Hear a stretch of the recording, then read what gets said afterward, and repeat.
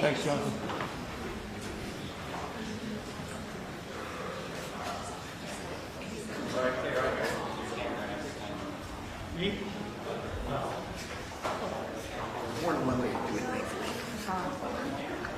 Here we go.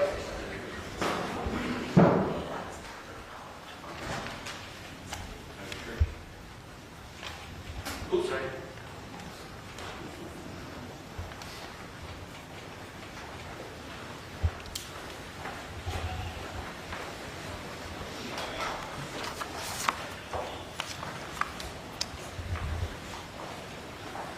Thank you all.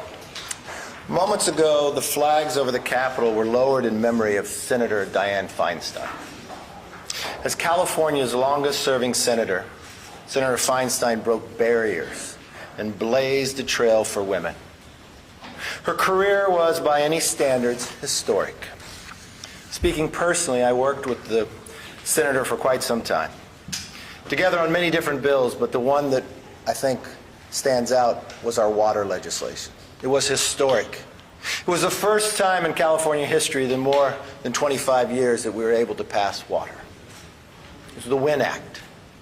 And I remember the hours and the nights that we would have to work to try to work through, and the challenges. We come from different parties, we have different philosophies, but we put our state first. At the same time, Barbara Boxer opposed it. It was one of the last votes of the Senate. It had more than 70 votes at the time. And I believe at the end of the day, the trailblazing of the first woman elected mayor, even coming from a different party, inspired women from both sides of the aisle to seek elected office and to have their voices heard. My deepest condolences to her family, her colleagues, and to her staff. Last night, the House did something none of you sitting here thought we can do. The number of questions I could take from the number of weeks about doing appropriation bills. I told you, don't give up on us, because we're not giving up on the American people. We passed 3 appropriation bills: defense, state, and foreign ops, and homeland security. My biggest question is, I don't understand why the Democrats voted against funding the government. In all, we have 4 appropriation bills done. There's 12 overall to get done. It's the discretionary spending every year that government is supposed to do. We have now in the House passed more than 70% of the discretionary spending on appropriations. Need I remind you, how much has the Senate passed? 0. Not one appropriation bill has passed the Senate. We've done what many have said was impossible. When I became Speaker, I said we're going to change Washington. And we did that by keeping our commitment to restoring regular order. Bills that passed committee in June and July have been open for amendments for months. Struggled with a number of members who wouldn't allow it to come up, but I never gave up. 440 amendments were considered on the floor this week. And for those who are historians, we are the first Republican majority to pass the state and foreign ops bill through regular order since 2006. My entire political career as a member of Congress, the Republicans have never been able to do what they just did last night. As we continue to get conservative wins and return to regular order, we actually need a stopgap measure to allow the House to continue to finish its work. to make sure our military gets paid, to make sure our border agents get paid as we finish the job that we're supposed to do. Another reason for the stopgap is to address President Biden's historic failure on the southern border. This is how bad things have gotten under President Biden's watch.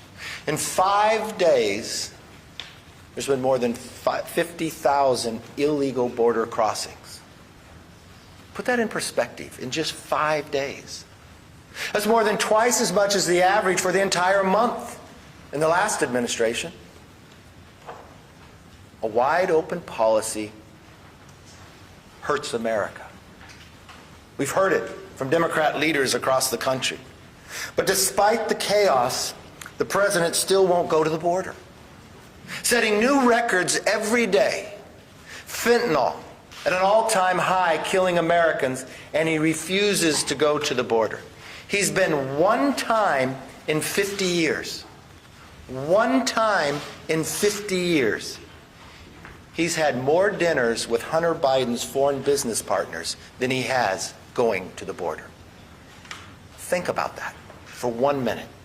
Something he said he's never done, he's done more than he's ever been to the border in 50 years as an elected official. He was less than 200 miles from the border this week in Arizona. Less than 200 miles. And he couldn't even stop by for an 87-second photo op. Really makes you believe that President Biden is deliberately letting this happen and trying to continue to ignore it. If Biden won't visit the border, why won't he at least listen to the Democratic leaders that are elected across this nation? Mayors of New York City says Biden's border policy will literally destroy the city of New York.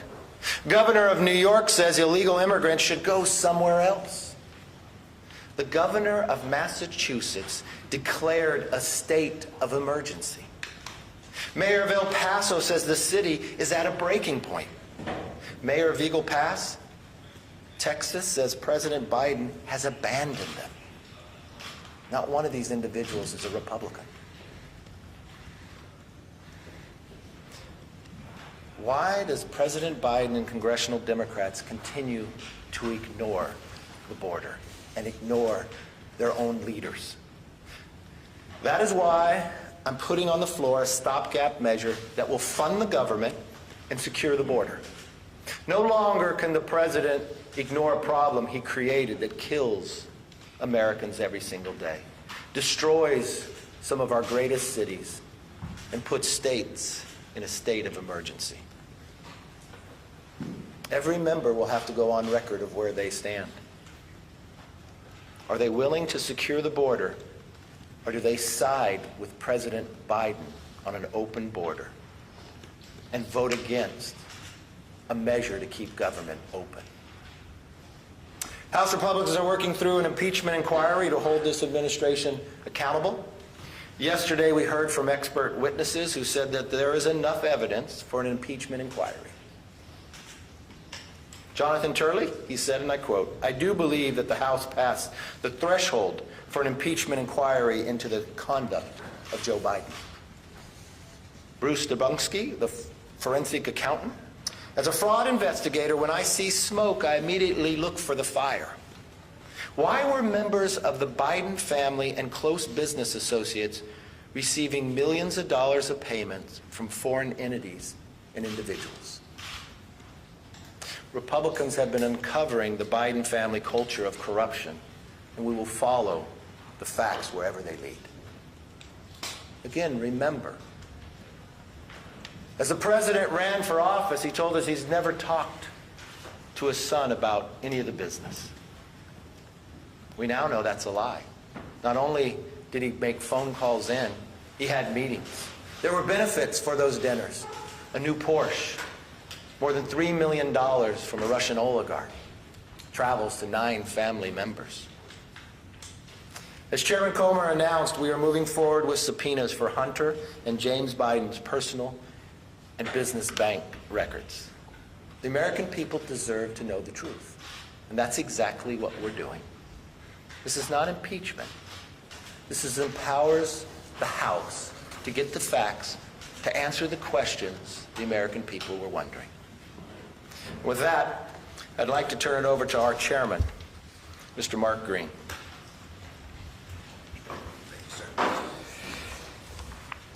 I, too, want to extend my condolences to the Feinstein family.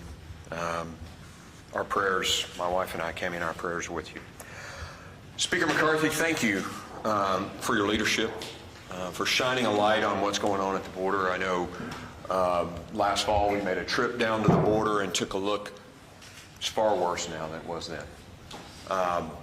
Just last week in Eagle Pass, every single Border Patrol agent was off the border processing the mass waves of people at the Eagle Pass crossing site. Meaning the entire border was unsecure. It is a tragedy what's happening, and I am deeply appreciative of the Speaker shining a light on it and, you know, adding this to the CR that's going to be voted on later today. And I really want to take a second, though, and take a little victory lap, too, just like the Speaker did.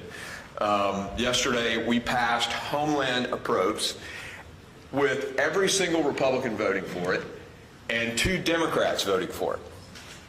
That was pretty cool. You know, we're moving the needle on this. The Speaker talked about, you know, the mayors and the folks that are out there talking about the impact, the human cost impact, the financial cost impact in New York and Massachusetts. But we had Democrats on my committee this week admit that there was a humanitarian crisis at the border, that the cartels are in control of the border. Go listen to them. Yet President Biden and Secretary Mayorkas do nothing. And so, Speaker's leadership, we're going to put this on the CR. And look, there's a return on investment here that's pretty simple. If you do a 30-day CR that costs X dollars and you shut the border down forever with H.R. 2, the strongest, best border security bill in the history of this country, you save hundreds of billions of dollars over those years and tens of thousands of American lives. It's a no-brainer. So I appreciate the Speaker's leadership on this. And I will say I'm going to be followed now by a fantastic member, Republican member, Monica Dela Cruz. Thank you, Congressman, and thank you, Mr. Speaker, and my fellow colleagues. My name is Monica Dela Cruz, and I have the honor of representing Deep South Texas, the Rio Grande Valley, here in the People's House. Joe Biden's reckless policies have left our border wide open. And you know, I can't even use the word border anymore because under Joe Biden, the word border does not exist.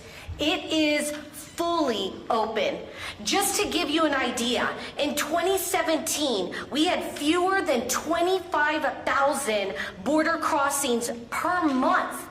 Per month. Right now, under the leadership of Joe Biden, we had 30,000 illegal border crossings in just 3 days. Do the math, 30,000 in just 3 days. This is not only affecting our local communities, but it is affecting communities all the way up to New York City. And we're going to hear from my fellow colleague about this. It's not just about the illegal immigration. It is about the drugs that are coming through our borders. I'm a mother of 2 children, and I worry every single day about what's coming across our border. In Wessex County, in the last year, they confiscated 2.5 gallons of fentanyl. 2.5 gallons. Think about that. 2 jugs of milk. 2 to 3 jugs of milk.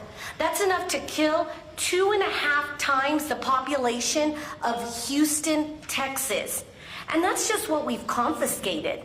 There will be families sitting around the Thanksgiving table with a chair that's empty, missing a child, missing a husband, missing it because of Joe Biden's reckless policies.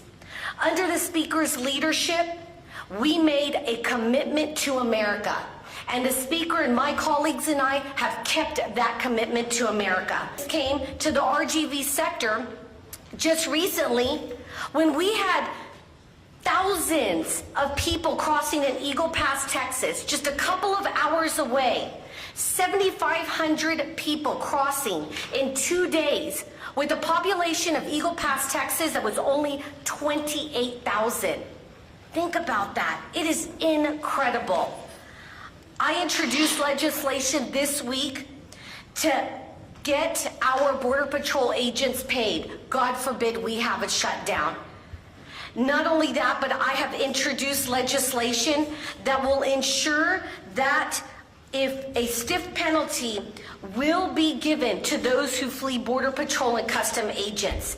We are working hard, but the president and too many Washington politicians have failed to act. The government is not a telenovela. We came here to lead and deliver results and solve problems, and most of us are here to do that. So today, will we vote to shut down the federal government, or will we vote to shut down the border? The choice will be made in just a couple of hours. I choose to stand with hardworking families. I choose to stand with Border Patrol and custom agents. And I choose to stand with American people who want a secure border. Thank you very much. Well, thank you very much, and good morning, everyone. I am proud to represent the southwest corner of Long Island that just borders New York City. And over the last couple of weeks here on Capitol Hill, much of the conversation and the rhetoric has been focused around the fact that Republicans focus your attention on what now has become a circular firing squad of Democrats just in my home state of New York. You have Mayor Adams, you have Governor Hochul, you have Secretary Mayorkas, you have President Biden, and our so-called border czar, Kamala Harris, sitting around a circle, firing shots at one another because they have no idea how to make this disaster better. Mayor Adams, who I will tell you there's few things that we agree on, but I do agree with him on one. This issue, the fact that our borders are wide open, could destroy one of the greatest cities in America, New York City. People have actually said that the lights are dimming on Broadway because of the disaster that's been created. And what's the response? Well, a year ago, when everyone was saying, the people behind me were saying that eventually every state would become a border state, we were coined as fearmongers. But now, you look at cities throughout this country, and they have been taken over by migrants. Over 100,000 migrants have came into New York City since spring of 2022. And Governor Hochul and Mayor Adams, throughout their campaigns, were there with open arms. Really had no plan in place. There's people on street corners. He's now set up shop in vacant warehouses at JFK Airport. Does anyone legitimately think that people come into this country for a better way of life, for the American dream, to allow migrants to live in our national parks? One of them being Floyd Bennett Field in Brooklyn.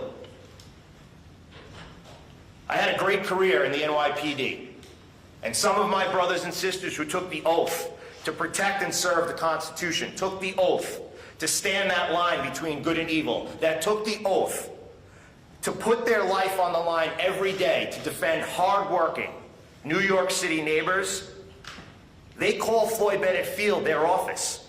Scuba, aviation, special operations, and other members of the NYPD now have to share their office with illegal migrants. It is estimated that in 2023, the city of New York will spend close to $4.5 billion with a B just on migrants. In 2024, estimates that could be up to $8 billion. Chairman Green held a hearing the other day about the financial burden that migrants are causing on the United States of America. There were members of our committee that sat on that dais whose state's budget don't equal the amount of money that New York City is going to spend on migrants over the next couple of years. And the answer to that, Mayor Adams wants to cut city budgets by 15% over the next 9 months. The NYPD, the FDNY, emergency management, sanitation, the FDNY, 15%. And those are the agencies that are fighting each and every day to handle the migrant crisis. This has affected our schools. It's affected local businesses. Just yesterday, they announced that there's over 1,000 CVS's closing. Has to do with people walking in and walking out. We're dealing with it in New York City. It's affected every industry. And today, we are going to take a stance. And when Americans have asked, it's about standing up for America. Today is about moving America forward. The people that sent us here to govern, today we are going to govern. And I hope many of my colleagues will join in continuing to make sure that our government remains open and, most importantly, securing our border for generations to come. Mr. Speaker, thank you very much. Thank you, Anthony. And 70%, more than 70%, discretionary spending has approved inside this House. The Senate has done nothing. A little later today, we'll vote on a stopgap to keep government open and secure our border.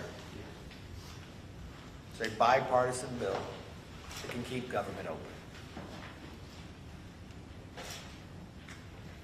We hope Democrats will join with us.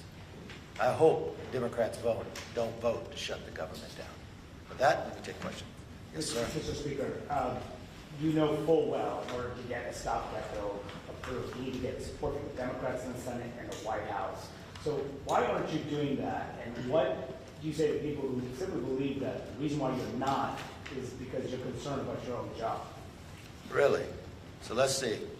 What has the White House done and what has the Senate done? They haven't passed one appropriation bill and they haven't passed any. They're trying to pass a CO right now on bipartisan lines. And they've been trying to pass appropriation bill too and they haven't done any of that.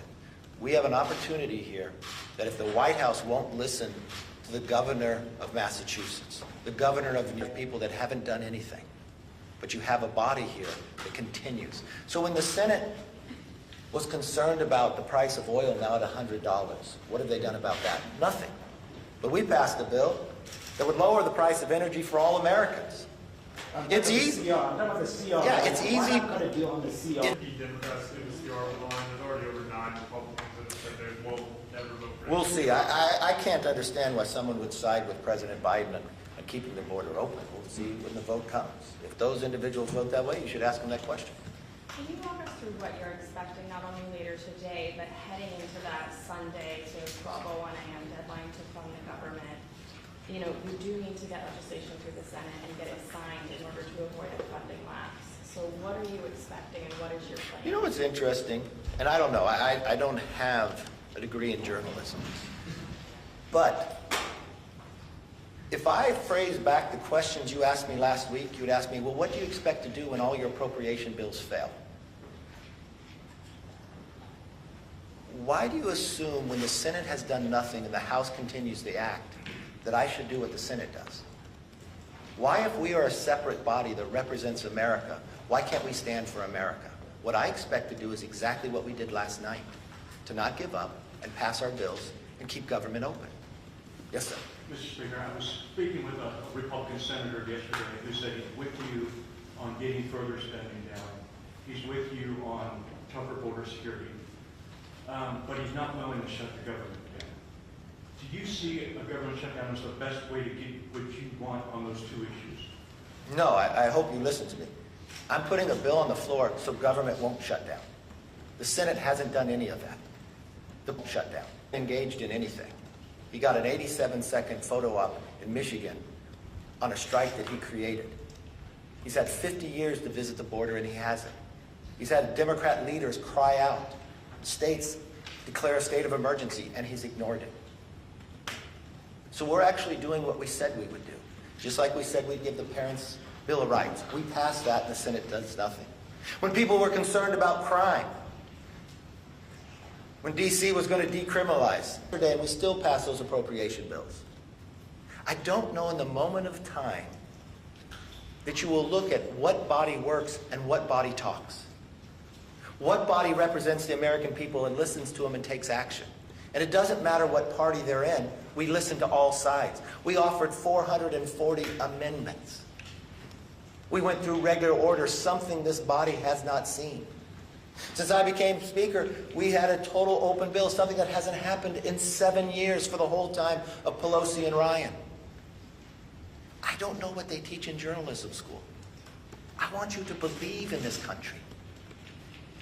You don't have to be so negative.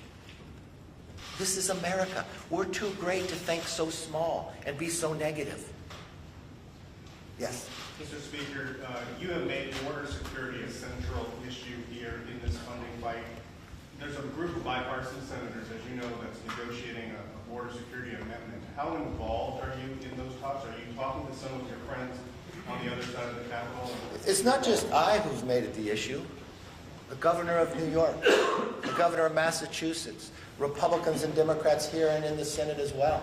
I've talked to, yes, Democrat senators and Republican senators about it. The difficulty that you have is the leader in the Senate, if you want to get, what you have to do is get real policy, just like what we're doing today. This gives real policy in H.R. 2. Because the challenge is what the president has done here by opening the border. You have to get 60 votes in the Senate for policy change. That's going to be a high threshold, but it has to be policy. Yes, ma'am. What kind of assurances has your leadership team given you that they won't challenge you for this leadership if the motion to vacate comes up next week? I've never asked anybody that question on. I don't intend to. You know the best thing to do is just leave. What is real policy on the board?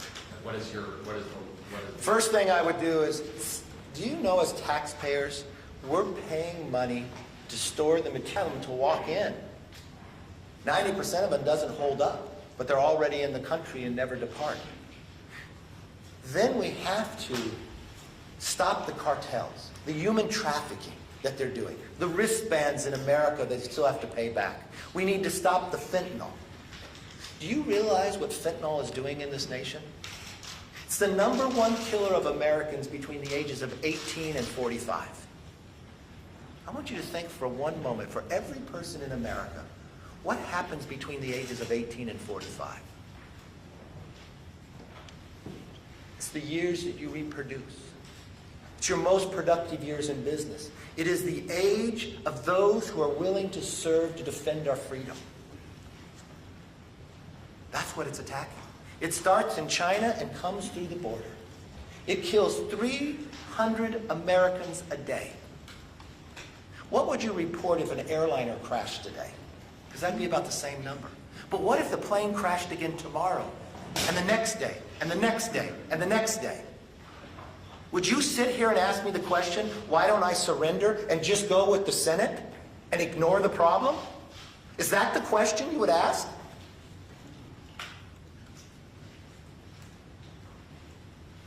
I pledged in taking this job to change Washington, to stand up for the American public.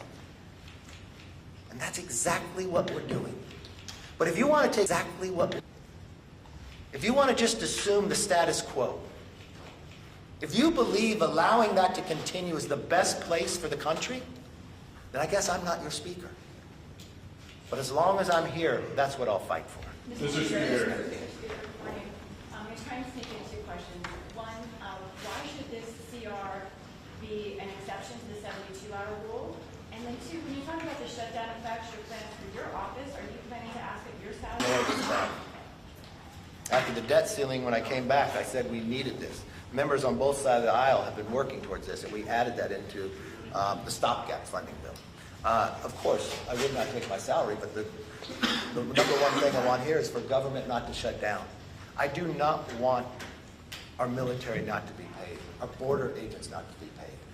Why should they be punished because the president ignores the problems? They should not. So what we're doing is putting on the floor. So I want you to ask the question of anybody who votes no on it, why do they believe those in the military not to be paid? Yes, sir. Mr. Speaker, would you say that today's House CR vote is House's last chance to avoid the shutdown? You have watched me time and again. Have you ever known me to quit after one time if it doesn't succeed? I don't stop. I love that you come back every time and you ask the same style questions.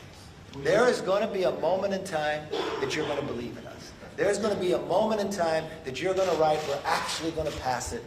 You know, every time I come here, on Monday you say, you're never going to get this done. What are you going to do? This is what I believe. I believe in this country. I believe in the philosophy of representing the individual. I believe keeping government open is the right thing to do. I believe securing the border is the right thing to do.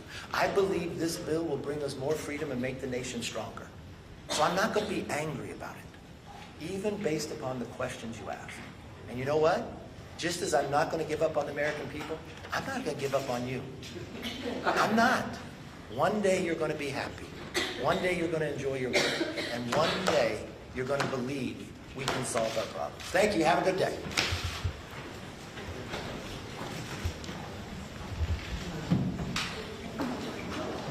Duncan.